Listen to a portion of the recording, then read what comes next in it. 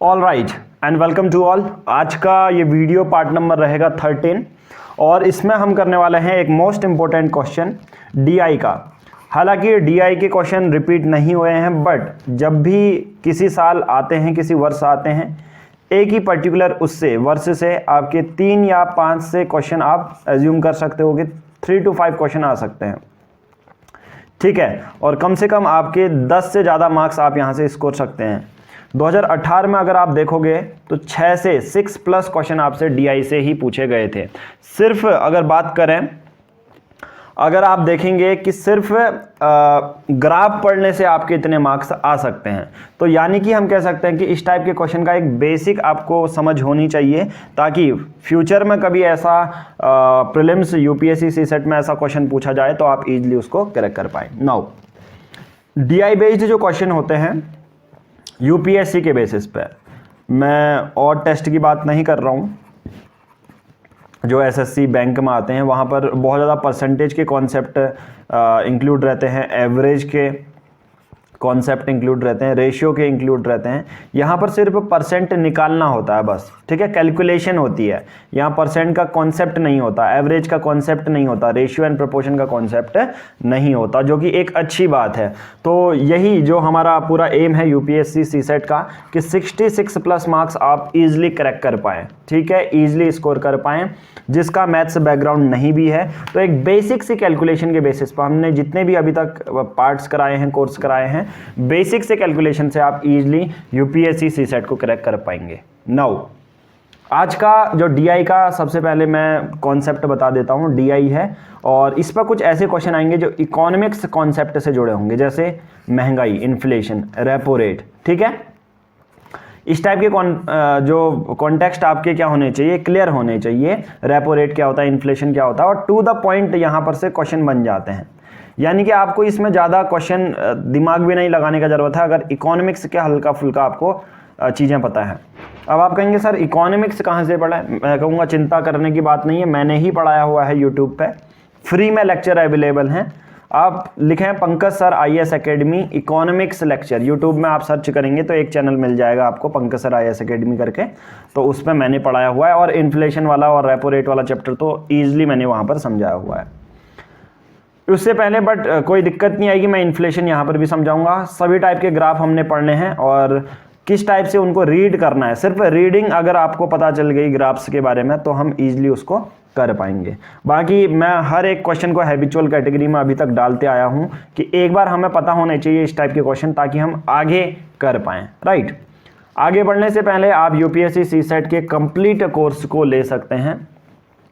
Reasoning, comprehensive maths सब include रहेगा, जिसमें 499 रुपीज़ का कंप्लीट पैकेज है, जिसमें कंप्लीट वीडियोज़ आपको मिलेंगी, कंप्लीट आप PDF आपको मिलेगी, टेस्ट सीरीज आपको मिल जाएगी, ठीक है। जो हम प्रीवियस ईयर करवा रहे हैं वो सब आपको PDF प्लस वीडियोस के फॉर्म में मिल जाएगा। लेना बहुत सिंपल है। अगर आप देखेंगे डिस्क्रिप्शन में एक पहला ही लिंक होगा पे वाला, इंस्टा मोजो का लिंक, डायरेक्टली आप उससे पे करेंगे और उसके बाद टेलीग्राम में और गूगल ड्राइव के लिंक में आपको ये सब मटेरियल जो है ईजिली आपको मिल जाएगा। ओके ना, और दूसरे तरीके से ले सकते हैं, गूगल पे या फ़ोन पे करके गिवन नंबर पे 7505134891 पे, और जो भी आप पेमेंट करेंगे उसकी स्क्रीनशॉट सेम नंबर पे व्हाट्सएप और टेलीग्राम करनी है, और आप हमारे यूपीएससी सीसेट प्रीलिम्स के कोर्स से जुड़ जाएंगे और सभी वीडियो को एक साथ एक्सेस कर पाएंगे। ये जैसा मैंने बोला, इकोनॉमिक्स को कॉन्सेप्ट को टू द पॉइंट हमें यहाँ पर समझना है, ठीक है। अब नाउ अब कुछ बेसिक सी चीज़ें कर लेते हैं डीआई को करने से पहले। नाउ सबसे पहला मैं पॉइंट ये बताऊंगा आपको कि डीआई के क्वेश्चन अगर आप देखेंगे, कुछ होते हैं एसएससी और बैंक वाले क्वेश्चन, और जो हमें डिस्कस करने वाले हैं वो है यूपीएससी वाले क्वेश्चन, जहाँ पर हमें जो ग्राफ होता है वो किस तरह का मिलता है। इनकम का ग्राफ होगा, महंगाई वाला, एक्सपोर्ट का होगा, आयात निर्यात वाला, एक्सपोर्ट इंपोर्ट का, कोई डाटा दिया गया होगा, बस उसको पढ़ना होता है, ठीक है।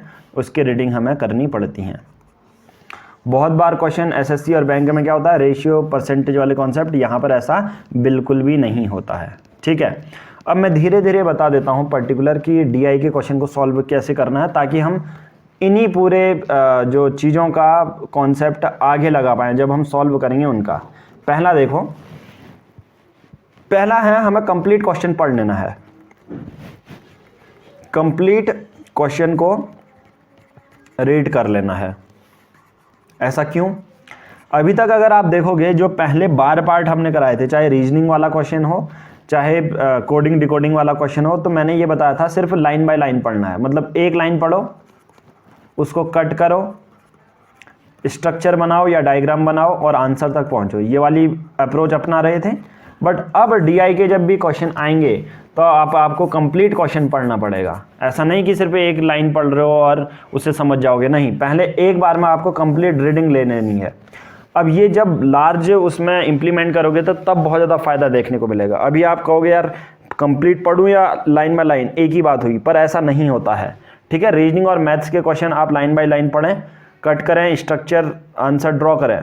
बट अगर आप यहाँ पर डीआई के क्वेश्चन अगर आप कर रहे हैं, यहाँ पर कंप्लीट क्वेश्चन रीड करना है। पहला पॉइंट है कि कंप्लीट क्वेश्चन की रीडिंग ले लेनी है। ठीक है, दूसरा, हमें ग्राफ के मतलब समझ में आने चाहिए, ग्राफ को कैसे रीड करना है वो समझ में आना चाहिए। तीसरा, अगर कोई ऐसा क्वेश्चन आता है जो बहुत बड़ा लेंदी क्वेश्चन है, जिसको आपको लग रहा है पढ़ने में 10 मिनट लग जाएंगे और मार्क्स से सिर्फ 2.5 आ रहे हैं, तो ऐसे क्वेश्चन को छोड़ देना है। वो हमको यूपीएससी जानबूझ के उलझाने के लिए डालती है। यहाँ पर सिर्फ क्वालिफाइंग नेचर का है, ऐसा नहीं है ना यहाँ पर मार्क्स जुड़ेंगे या मेरिट लिस्ट बनेगी। तो जो लेंदी वाले क्वेश्चन है उसको स्किप कर दें। ठीक है, तो ये मेरी डीआई के लिए आप लोगों के लिए सजेशन है। उसके बाद हम आगे के कॉन्सेप्ट में थोड़ा सा आप लोगों को ग्राफ के बारे में बता देता हूँ कि किस तरह से ग्राफ हो सकते हैं। राइट नाउ, कुछ जो ग्राफ हैं यूपीएससी के फेवरेट रहते हैं। मैं कहूँगा 2018 में आया था, 2015 2013 में क्वेश्चन आया था। बट हमारा एम यही रहता है कि यार आपको किसी टाइप के भी क्वेश्चन आपको 2021, 2022, 2023 में मिल सकते हैं। तो मैं हर टाइप के क्वेश्चन आपको कराने वाला हूं जिससे कि ईजिली आप समझ पाएँ। और ऐसा भी नहीं होगा कि मैं कोई मैथ्स वाला कॉन्सेप्ट समझाता हूँ, मैं बेसिक कैलकुलेशन से आपको ये चीज़ें करवा देता हूँ। ओके नाउ, सबसे पहला जो ग्राफ हम पढ़ते हैं, बार ग्राफ। बार ग्राफ कैसे देखने को मिलेंगे और कैसे रीड करना है मैं बता देता हूँ। एक होता है बार ग्राफ, एक होता है double bar graph. Double bar graph, okay. अब इसमें क्या होता है, चाहे बार ग्राफ बोलो चाहे डबल बार ग्राफ बोलो, इसमें जनरली आपका कंपैरिजन दिया रहता है। ठीक है, इसको समझने के लिए कंपैरिजन सोच लो। कंपैरिजन दो चीज़ों के बीच में, या 6 मंथ का आपको सैलरी दे दी जाएगी, या 6 मंथ में कितनी रेनफॉल हुई ये दे दी जाएगी, या 6 महीने का या 3 महीने का कितना एक्सपोर्ट हुआ, कितना इंपोर्ट हुआ, कितना स्टील आया, ये आपको बता दिया जाएगा बार ग्राफ या डबल बार ग्राफ में। जैसे आपको दो चीज़ें बार ग्राफ में बहुत ज़्यादा पढ़नी इंपॉर्टेंट है, एक तो एक्स एक्सिस वाली लाइन, एक वाई एक्सिस वाली। एक्स एक्सिस में आपको कुछ भी दिया रहेगा, जैसे मैं कहूँगा अभी जो क्वेश्चन करेंगे बार ग्राफ में ऐसा होता है। मान के चलो ये जनवरी का है, ये फेब का है, ये मार्च का है, या अप्रैल का है। पढ़ना कैसे है, बहुत सिंपल है। और यहाँ पर दिया है सपोज प्रोडक्शन किसी एक फैक्ट्री का, तो ये 20 लिखा है, ये 40 लिखा है, ये 60 ही लिखा है। तो आप कहोगे जनवरी में कितना प्रोडक्शन हुआ, 40। ठीक है, तो इसको एक्स एक्सिस को भी देखना है, वाई एक्सिस को भी देखना है, अच्छे से रीड करना है। ये तो बार ग्राफ हो गया जहाँ पर कंपैरिजन देखने को मिल रहा है कि जनवरी फरवरी में ये है। डबल बार ग्राफ में ये होता है कि एक्सपोर्ट, यहाँ पर ये स्टील का मान लो, ये स्टील का है, तो यहाँ पर आयरन भी इंक्लूड कर दो। जनवरी में स्टील और आयरन का इतना था, और फरवरी में भी स्टील और आयरन का इतना था। मतलब यहाँ दो आ जाएंगे, दो बॉक्स आ जाएंगे। ये हो जाता है बार ग्राफ या डबल बार ग्राफ। इनको किसके लिए यूज़ किया जाता है, कंपेरिजन के लिए, एक दूसरे के कंपेरिजन के लिए इसको बनाया जाता है। ठीक है, नाउ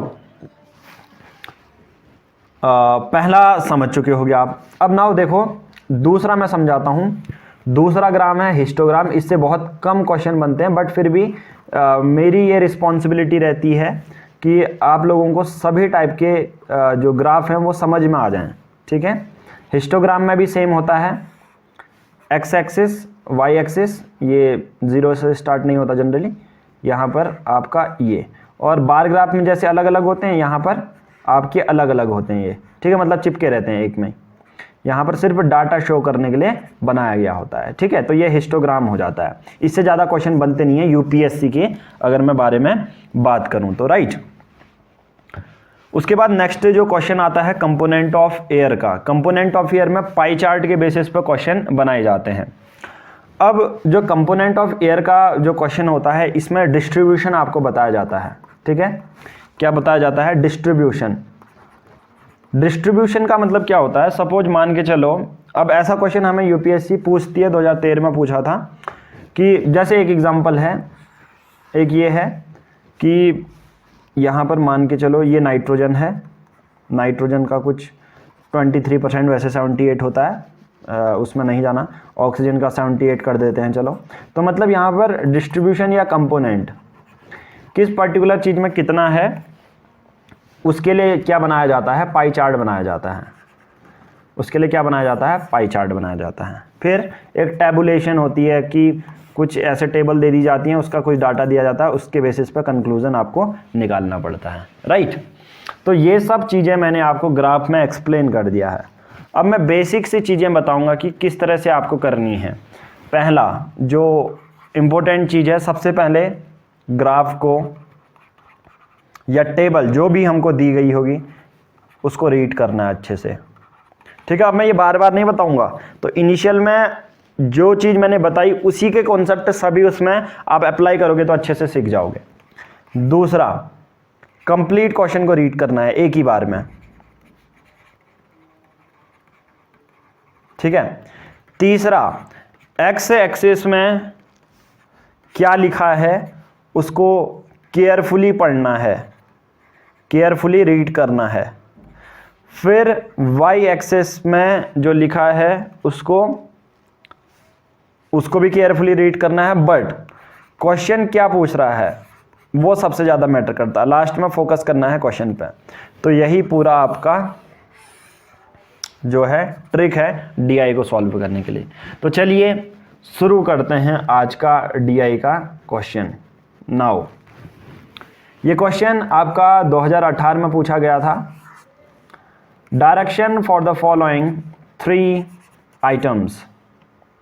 नाउ है क्या question? The following 3 items are based on the graph given below which shows imports of the 3 different types of steel. Steel के 3 अलग अलग टाइप के इंपोर्ट किए जा रहे हैं over A period of 6 month. जैसा मैंने बोला कंपैरिजन होता है of a year. Study the graph and answer the 3 types that follows. तो सिंपल सी बात है, ये क्वेश्चन हमारा बार ग्राफ से पूछा गया है। किससे? बार ग्राफ से पूछा गया है, क्योंकि यहाँ पर क्वेश्चन कंपैरिजन का है। नाउ अब देखिए, सबसे पहला मैंने ये बोला था ग्राफ टेबल को रीड करो, कंप्लीट क्वेश्चन पढ़ो, एक्स एक्सेस को देखो, वाई एक्सेस को देखो और क्वेश्चन को पढ़ लो। नाउ सबसे पहले मैंने क्या कहा, एक्स एक्सेस को देख लो एक बार क्या दिया गया है करके। इसमें ये देखो, जनवरी, फेब, मार्च, अप्रैल, मई और जून। यहाँ पर क्या दिया है मैंने आपको पढ़ लिया। फिर देखो कॉयल, ये स्टील के टाइप हैं, ठीक है। ये स्टील कॉयल है, ये शीट कॉयल है, ये स्क्रैप कॉयल, ये स्क्रैप स्टील है। सभी स्टील के टाइप हैं ये, ओके। ये कितने पर वो कितना हो रहा है? $320, ये $256, ठीक है।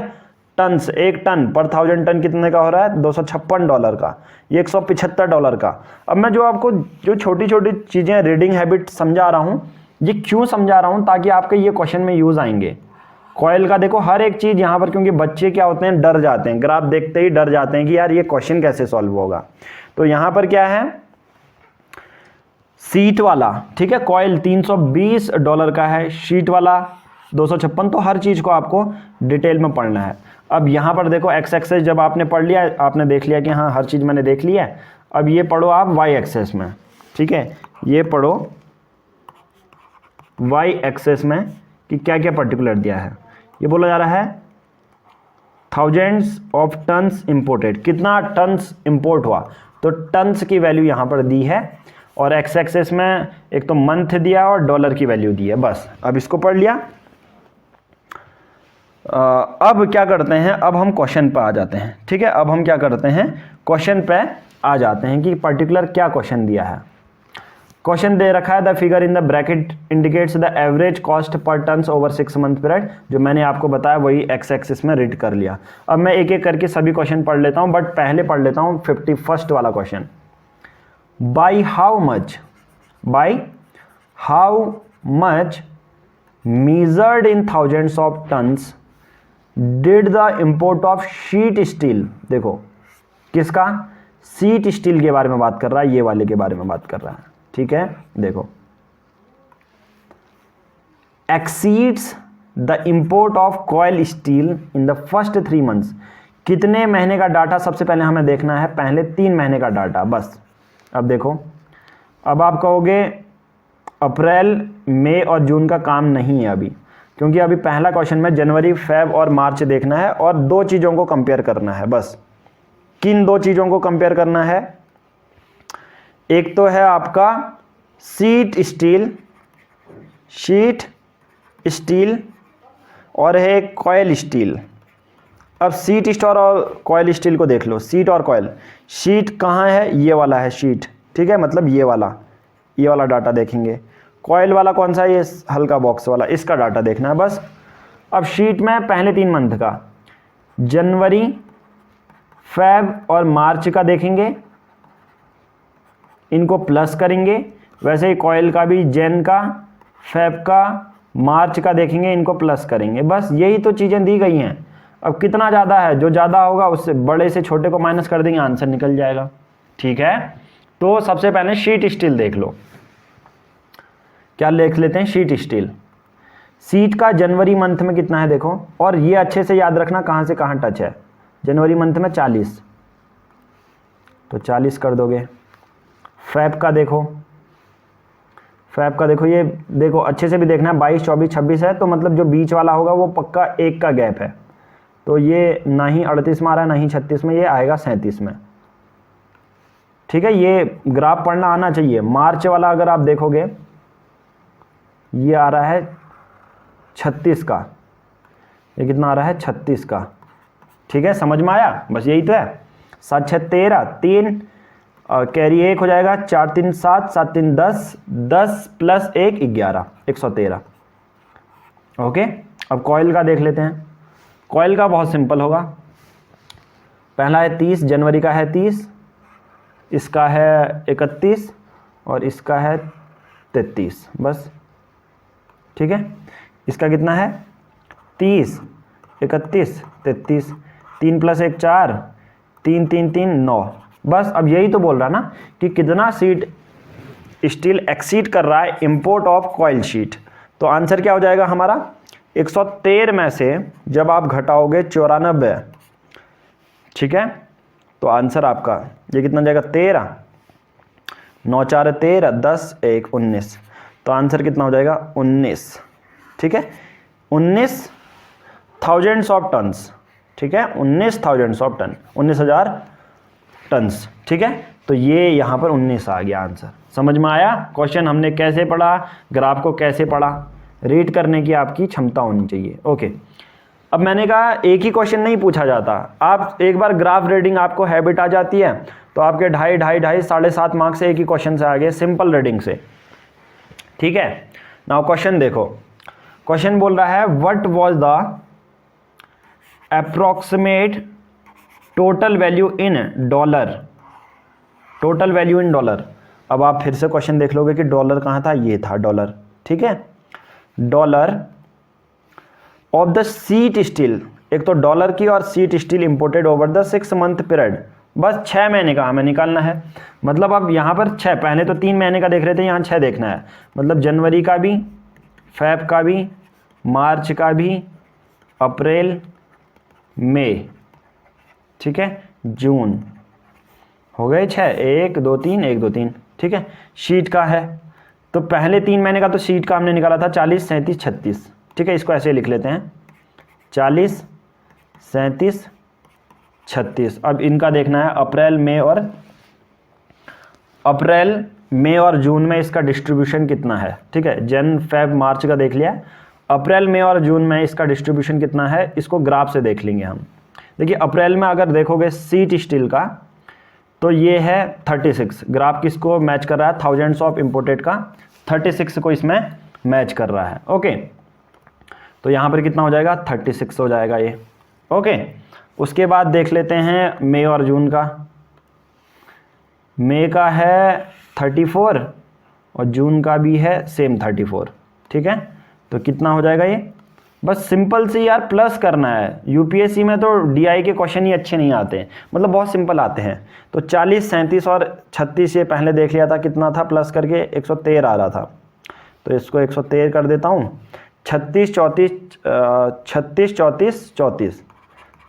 34। वैसे मैं ये कैलकुलेशन नहीं करना चाह रहा हूँ क्योंकि आप लोगों का इसमें एक तो मेरा टाइम वेस्ट होगा, आप लोगों का खुद से करना था। वैसे ये 6 4 10 + 14 1 3 9 1 10 104 4 3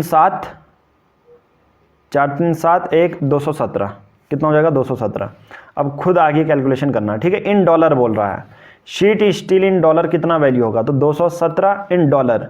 डॉलर में शीट का क्या वैल्यू लिखा है, देखो शीट का लिखा है 256, 1000 मतलब 256 डॉलर का है।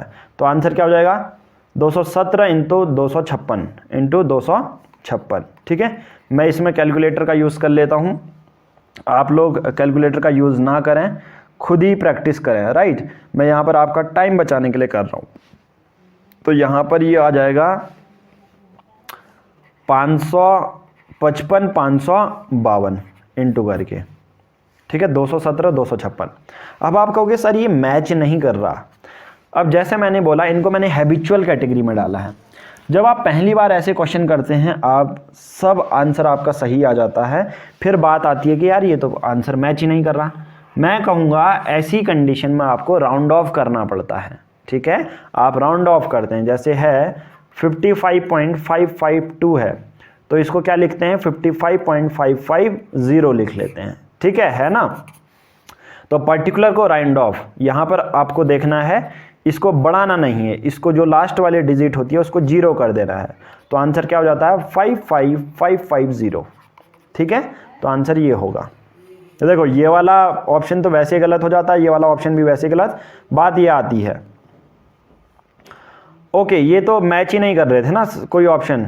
ठीक है, ये 50 वाला है, ये आई थिंक ये 55 होता तो तब थोड़ा सा चैलेंजिंग रहता। तो आंसर तो हमारा ये हो जाएगा फिर सी ईजिली, आंसर तो आ गया डायरेक्टली। ठीक है, वैसे इसको राउंड ऑफ करना पड़ता है। ओके, डीआई का जब इतना बड़ा लेवल पे है, जैसा मैंने बोला ना इकोनॉमिक्स के कॉन्सेप्ट समझने हैं, वैसे ही एक्सपोर्ट इंपोर्ट के मामले में समझना पड़ता है आपको राउंड ऑफ का सिस्टम। किसी कंट्री से आप लेते हो, इंपोर्ट करते हो, तो वहाँ पर आप जो देते हो या भारत सरकार देती है वो राउंड ऑफ करके ही देती है। राइट, नाउ ये भी क्वेश्चन हो गया और 2.5 मार्क्स 5 मार्क्स क्लियर हो गए आपके। चलिए लास्ट क्वेश्चन आज का कर लेते हैं, ये वाला लास्ट क्वेश्चन मतलब इसका। ठीक है, नाउ क्वेश्चन देखिए, क्वेश्चन क्या है, what was the approximate ratio of sheet steel and scrap steel. Sheet steel और स्क्रैप स्टील के बारे में बात की जा रही है। Imports in the first 3 month, वही दो चीज़ों को कंपेयर कर रहा है और रेशियो निकालना है, मतलब डिवाइड कर देंगे। शीट स्टील का पहले 3 मंथ का मैं बार बार नहीं निकालूंगा, आप सबको पता है, एक बार आपने निकाल लिया तो इसका ही हम फायदा उठाएंगे। शीट स्टील का पहले 3 मंथ का, जनवरी फरवरी मार्च का 113 आया था।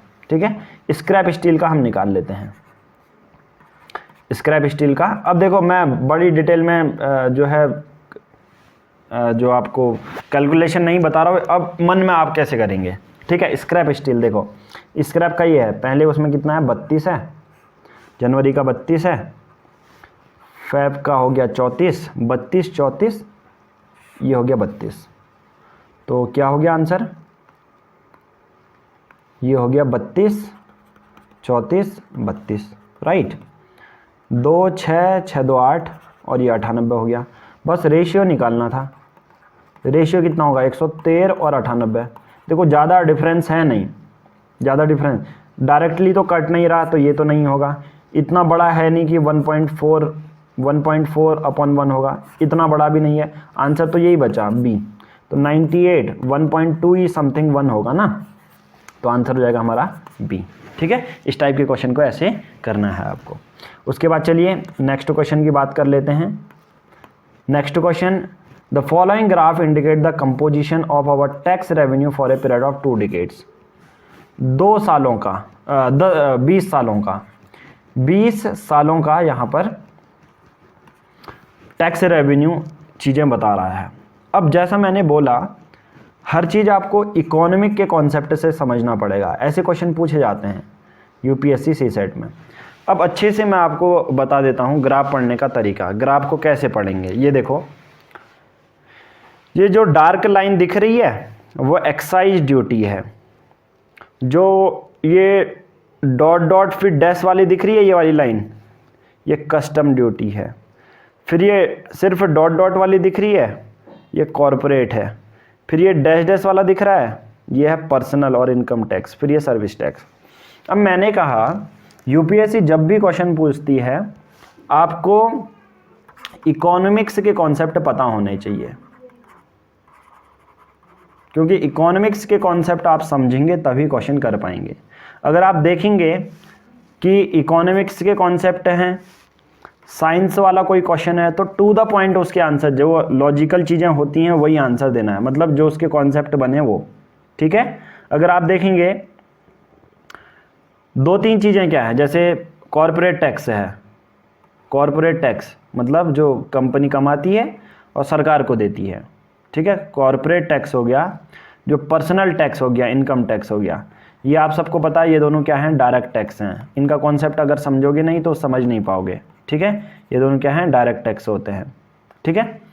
ये वाला सर्विस, एक्साइज और कस्टम, ये तीनों क्या होते हैं, इनडायरेक्ट टैक्स। बस दोनों ही चीज़ के उसमें घूम रहा है। अब आप कहेंगे सर ये आपने डायरेक्ट टैक्स और इनडायरेक्ट टैक्स क्यों निकाला। मैं कहूँगा इनिशियल में ही मैंने बताया था कि आपको जो ये वाले फंडे है ना, देखो मैं समझाते आया हूँ आपको, जो मैंने ये वाला टाइप बताया है, कौन सा, ये वाला देखिए, ये ग्राफ वाला तो सब बताया। ये देखिए, इकोनॉमिक के कॉन्सेप्ट टू द पॉइंट आपको पता होने चाहिए, चाहे इन्फ्लेशन हो, चाहे रेपो रेट हो या दूसरे कॉन्सेप्ट हो, तभी मैं इसमें डायरेक्ट और इनडायरेक्ट टैक्स का फंडा यहाँ पर लगा रहा हूँ। ऐसे क्वेश्चन आपको एक ही नहीं 2-4 आपको फंडे मिलेंगे, ठीक है, इनडायरेक्ट टैक्स और डायरेक्ट टैक्स। ओके, अब यहाँ पर एक्स एक्सेस में देख लेते हैं। एक्स एक्सेस में ये 1990 वाला है, 1995, 2003, 2004, 2005, ठीक है, 2006, 2007 और 2010 तक है। और ये क्या है, percentage of gross tax revenue, मतलब सबसे ज़्यादा पैसा कहाँ से आया, पैसे वाली बात कर रहे हैं। ये तो बात कर रहा है ये वाई एक्सेस में पैसे वाली। जैसे मैंने बोला एक्स एक्सेस को अच्छे से पढ़ लेना है, एक्स एक्सेस को अच्छे से पढ़ लेना है, और वाई एक्सेस में पैसा, सबसे ज़्यादा पैसा कहाँ से आया उसकी बात यहाँ पर की जा रही है, ठीक है। अब एक एक करके जो क्वेश्चन आता है ना, मैंने रीड कर लिया है सब चीज़, ठीक है। एक्साइज भी, कस्टम भी, यहाँ पर ग्राफ है। अब सबसे अच्छा क्वेश्चन अगर आप देखोगे, क्वेश्चन क्या पूछा गया है, क्वेश्चन यहाँ पर एक ही क्वेश्चन है, with reference to above graph, जो अभी हमने पढ़ा, इनमें से कौन सा सबसे लॉजिकल रेशनल इन्फ्रेंस आप निकाल सकते हो इसमें। पहला, ड्यूरिंग द गिवन पीरियड, मतलब पूरे ग्राफ की बात कर रहा है, रेवेन्यू फ्रॉम डायरेक्ट टैक्सेस। अब मैंने आपको समझ में आया मैंने डायरेक्ट टैक्स क्यों बताया कि किस किस का होता है। रेवेन्यू फ्रॉम डायरेक्ट टैक्स मतलब जो पैसा आया डायरेक्ट टैक्स से, as a percentage of gross tax revenue has increase while that of indirect tax decrease.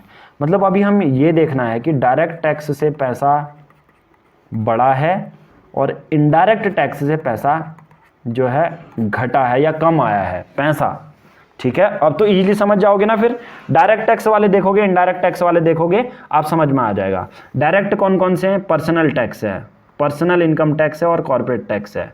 अगर कॉर्पोरेट टैक्स देख रहे हो तो ये देखो कितनी तेजी से बढ़ रहा है, सही है, कितनी तेजी से ये बढ़ रहा है, ठीक है। पर्सनल इनकम टैक्स भी बढ़ रहा है ये, ठीक है, बढ़ रहा है। तो ये तो मैं कहूँगा किसी हद तक सही है पहला पॉइंट। अब इनडायरेक्ट टैक्स देखो, एक्साइज देखते हैं, ये देखो एक्साइज वाला कितना घट रहा है, डिक्रीज हो रहा है, ये है ना, ये एक्साइज वाला ही तो है, ये वाली लाइन एक्साइज वाली घटी है। फिर कस्टम वाली भी घटी है ये, ठीक है, डैश डॉट डॉट। फिर सर्विस वाली भी बड़ी है बट उतनी ज़्यादा नहीं बढ़ी है, ये देखो। तो मैं कहूँगा यार पहला पॉइंट तो बिल्कुल सही है, पहला पॉइंट बिल्कुल सही है यहाँ पर, ठीक है। अब दूसरा क्वेश्चन देखो, the trend in the revenue, मतलब जो पैसा आ रहा है फ्रॉम एक्साइज ड्यूटी डेमोन्स्ट्रेट। और एक और चीज़, जब भी हमने पहले लॉजिकल जितनी भी चीज़ें की थी, मैंने यही बोला था, जब स्टेटमेंट और कंक्लूजन वाले क्वेश्चन आते हैं तो टू द पॉइंट जो पूछा गया होता है वही उसका आंसर होता है। मतलब किसी ऑप्शन को घुमा फिरा के भी आपको दिया जाता है, जो कि मैं सेकंड वाले को कहूँगा।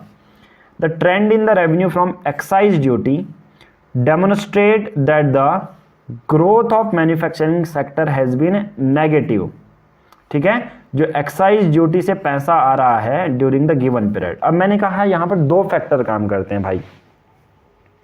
पहला कि आपको ग्राफ अच्छे से पढ़ने के साथ साथ इकोनॉमिक के कॉन्सेप्ट पता होने चाहिए। अब यहाँ पर ये बोल रहा है कि एक्साइज ड्यूटी, अब एक्साइज ड्यूटी देख लेते हैं एक बार। ये एक्साइज ड्यूटी है, देखो एक्साइज ड्यूटी से हमारी सरकार को पैसा कितना कम मिलते रह रहा है।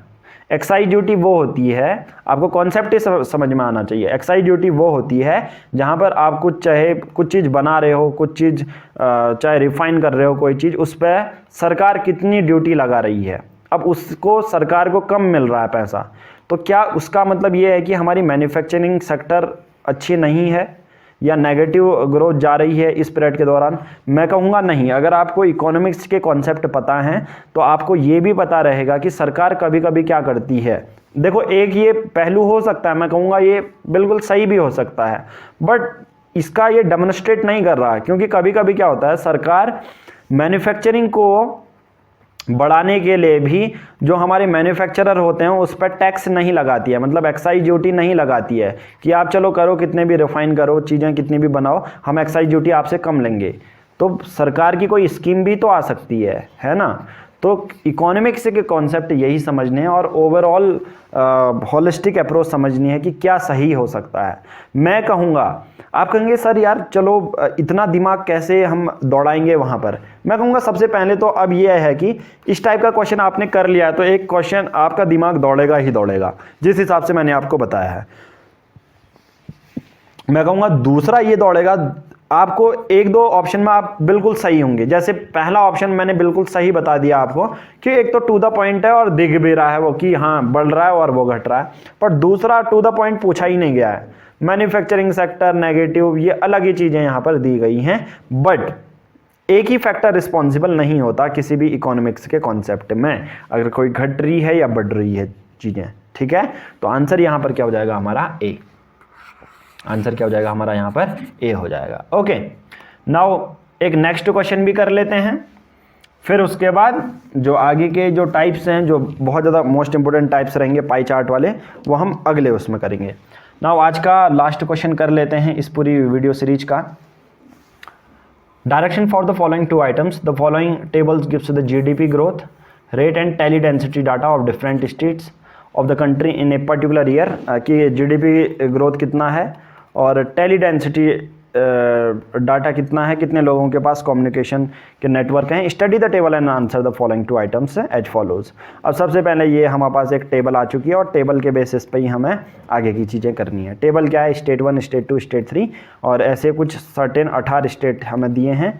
यहाँ पर लोगों की पर कैपिटा इनकम बताई गई है, यहाँ पर लोगों की जीडीपी ग्रोथ बताई गई है कि स्टेट 9 में इतना है तो इतना और ये इतना, अच्छे से पढ़ना है मतलब, ठीक है। फिर टेली डेंसिटी बताई गई है, ठीक है, कि कितने लोगों के पास नेटवर्क जो है फैला हुआ है, ठीक है, या कम्युनिकेशन की फैसिलिटीज़ हैं, तो ये अलग अलग 18 का है। अब मैं कहूँगा ये आपने अच्छे से एक बार रीड कर लिया कि हाँ ये हमारे राज्य दिए हैं, ये पर कैपिटा इनकम या जीडीपी ग्रोथ, ये टेली डेंसिटी। अब आपको पता है कि कुछ सर्टेन अमाउंट ऑफ डाटा हमारे पास है, तो क्वेश्चन पढ़ के हम इन डाटा के बारे में आंसर निकाल पाएंगे। जैसे क्वेश्चन है, ये 2018 का क्वेश्चन है और अभी तक जो भी पढ़ते आए हैं वो 2018 में ही आए हैं। तो सोचो मतलब एक ही वर्ष में आपके 15 से ज़्यादा मार्क्स एक ही वर्ष में, आप सिर्फ बेसिक आपको पता होता है तो आप 15 से 20 मार्क्स तक स्कोर कर सकते हो सिर्फ डीआई से। सोचो कितनी बड़ी बात है और कितनी छोटी बात भी है कि आप डीआई आता ही नहीं है करके 2018 में पूछा गया, आप पूछा नहीं जाएगा। और देखो हर जो क्वेश्चन मैंने अभी तक कराए वो 2018 से ही थे, तो सोच लो, बेसिक से आप हल्की सी नॉलेज ले लो और सभी आप 66 प्लस मार्क्स ईजिली। हो सकता है 2021 में 20 के 20 क्वेश्चन DI से आ जाएं, हो भी सकता है, क्योंकि 7-8 क्वेश्चन अगर 2018 में आए हैं तो 20 क्वेश्चन 15 क्वेश्चन आने में कोई दिक्कत नहीं है, और हर एक क्वेश्चन 2.5 मार्क्स का होता है, सोच लो। ठीक है, नाउ मैं कहूँगा आगे आपको कुछ बढ़ना नहीं है, जो बेसिक से मैंने आपको यहाँ पर फंडे बताए हैं, ठीक है, जो बेसिक सी चीज़ें बताई हैं वो यहाँ पर हैं आपकी। ठीक है, ये देखिए डायरेक्शन वाली कि किस तरह से आपका कॉन्सेप्ट आएगा, इकोनॉमिक्स के कॉन्सेप्ट आपके मजबूत होने चाहिए। ठीक है, अब नाउ ये बोल रहा है with reference to above table which of the following is are the most logical and rational inferences that can be made. सबसे पहला, हायर पर कैपिटा इनकम। एक और चीज़, जब भी ऐसे स्टेटमेंट आते हैं जो एक्सट्रीम होते हैं, मतलब जो ओनली वाले होते हैं, ऑल वाले, नन वाले, ठीक है, उनको आप रिजेक्ट करें, उनको आप कैंसिल कर दें। क्वेश्चन है, higher per capita income is generally associated with higher tele density. देख लेते हैं यहाँ पर किन दो चीज़ों को कंपेयर करना है हमें, पर कैपिटा को और टेली डेंसिटी को। ये कह रहा है कि जिसके पास हायर पर कैपिटा इनकम है टेली डेंसिटी उनके वहाँ ज़्यादा है। देख लेते हैं सही है या नहीं। इसमें तो बहुत कुछ देखना ही नहीं है, फिगर देखो बस, एक तो पर कैपिटा वाला देख लो, एक टेली डेंसिटी। देखो यहाँ पर कैपिटा इनकम 704 है तो 70 है, यहाँ 419 है तो 35 है, 254 है तो 50 है। ये देखो यहीं से पता चल गया आपको खुद ही, यहाँ 419 है तो 35 है, 254 है तो फिर भी 50 है यहाँ पर टेली डेंसिटी। अब देखो यहाँ 395 है फिर भी 6 ही है। तो मैं कहूँगा यार पहला तो मैं 2-3 जो फैक्ट देख के ही न्यूमेरिकल जो डाटा दिया गया है उसके बेसिस पे रिजेक्ट कर दूंगा मैं पहला। दूसरा, higher GDP growth always ensure higher per capita income. अब यहाँ पर फिर से 2 टेबल को देखना है, जिसकी जीडीपी ग्रोथ अच्छी है उसकी पर कैपिटा इनकम भी अच्छी है उस स्टेट की। देख लेते हैं भाई ऐसा है कि नहीं। तो इन दोनों टेबल को ही देखना है बस, जीडीपी और पर कैपिटा इनकम। यहाँ जीडीपी ग्रोथ 9% है तो पर कैपिटा इनकम 704 है, यहाँ 5% है तो पर कैपिटा इनकम 419 है। देखो यहाँ पर जीडीपी ग्रोथ 10% तक गई है पर कैपिटा इनकम 254 है। कंपैरिजन कुछ हो रहा है इसका तो नहीं, इसका मतलब ये नहीं है। और नीचे भी देख लो आप, ठीक है, कि किसी की 5.8 है या किसी की सिर्फ 4.7 है तो वो 363 तक जा रहा है पर कैपिटा इनकम। तो मैं ये कहूँगा कि दूसरा वाला भी गलत है, दूसरा स्टेटमेंट भी गलत है। तीसरा, higher GDP growth rates does not necessarily ensure higher tele density. मैं तो कहूँगा यस, ये तीसरा वाला बिल्कुल सही है, क्योंकि जिसकी ज़्यादा जीडीपी ग्रोथ है इसका नॉट नेसेसरी, इसका यही मतलब नहीं निकलता कि उसकी हायर टेली डेंसिटी भी है। आप सबको मैं दिखा चुका हूँ ये ऊपर की 2 ऑप्शन से। मैं कहूँगा इसका आंसर बेझिझक आप डी लगा सकते हैं। आंसर क्या होगा, बेझिझक इसका आंसर डी लगाइए। ठीक है, चलिए उसके बाद नेक्स्ट क्वेश्चन कर लेते हैं। नेक्स्ट क्वेश्चन क्या है, with reference to above table assumption have been made. ठीक है, nowadays prosperity of an already. अब देखो एक और चीज़ याद रखना कि कभी कभी आप लोगों को ये देखना है, टू द पॉइंट ही जाना है, मतलब जो चीज़ पूछा गया है उसके बेसिस पर, अपने मन से एज्यूम नहीं करना है। ठीक है, अब देखो नाउअडेज टेबल के बेसिस पर ही एज्यूम करना है। Nowadays prosperity of an already high performing state cannot be sustained without making further large investment in its telecom infrastructure। ये बोल रहा है कि अभी के दिनों में जो हाई परफॉर्मिंग स्टेट हैं can not be sustain without making, अगर वो टेलीकॉम इंफ्रास्ट्रक्चर में या टेलीकॉम इंफ्रास्ट्रक्चर में इन्वेस्ट नहीं करते हैं तो वो सस्टेन नहीं कर पाएंगे। क्या मैंने कहा जैसा कि आप सिर्फ इकोनॉमिक्स के कॉन्सेप्ट जानो कि क्या सिर्फ टेली इंफ्रास्ट्रक्चर पर ही इन्वेस्ट करने पर कोई स्टेट जो राज्य है वो अच्छा कर सकता है? नहीं, बहुत सारी चीज़ें हैं ना यार, स्टील इंडस्ट्री है, मैन्युफैक्चरिंग है, आपका डिजिटल चीज़ है, आप नेट लगाओ, इंटरनेट लगाओ। ठीक है, वैसे तो टेली वाला इनडायरेक्टली नेट वाले से ही है, बट बहुत सारी टॉय है, चलो टॉय की कंपनी की मैन्युफैक्चरिंग। आप सिर्फ किसी एक राज्य में सपोज टेली इंफ्रास्ट्रक्चर के लिए उतना टेरेन है ही नहीं। उत्तराखंड में बहुत ज़्यादा डिफिकल्टी आती है, जिस स्टेट से मैं बिलोंग करता हूँ वहाँ पर एक तो माउंटेनियस रीजन है तो वो टावर वगैरह लगाने में बहुत ज़्यादा मुश्किलात आती हैं। बट वहीं पर अगर मैं बात करूँ कोई प्लेन से एरिया है वहाँ पर टेली इंफ्रास्ट्रक्चर में अच्छा इन्वेस्ट करेंगे।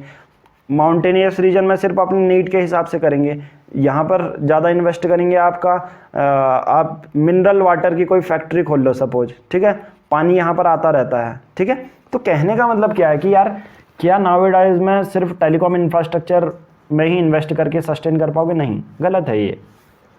Nowadays, a very high tele density is most essential condition for promoting the business and economic growth in state। सही है, बट यहाँ पर मोस्ट एसेंशियल वर्ड डाल दिया इन्होंने। मैंने कहा जो एक्सट्रीम चीज़ें हैं, नहीं, बहुत सारी दूसरी चीज़ों से भी स्टेट के इकोनॉमिक ग्रोथ को बढ़ाया जा सकता है ना। मैंने वही कहा कि स्टील किसी का वन नेशन वन प्रोडक्ट होता है, कोई जड़ी बूटियाँ उगा रहा है तो उस पर भी तो होता है, कोई टूरिज्म को बढ़ा रहा है, टेली डेंसिटी से ही थोड़ी ना है ना।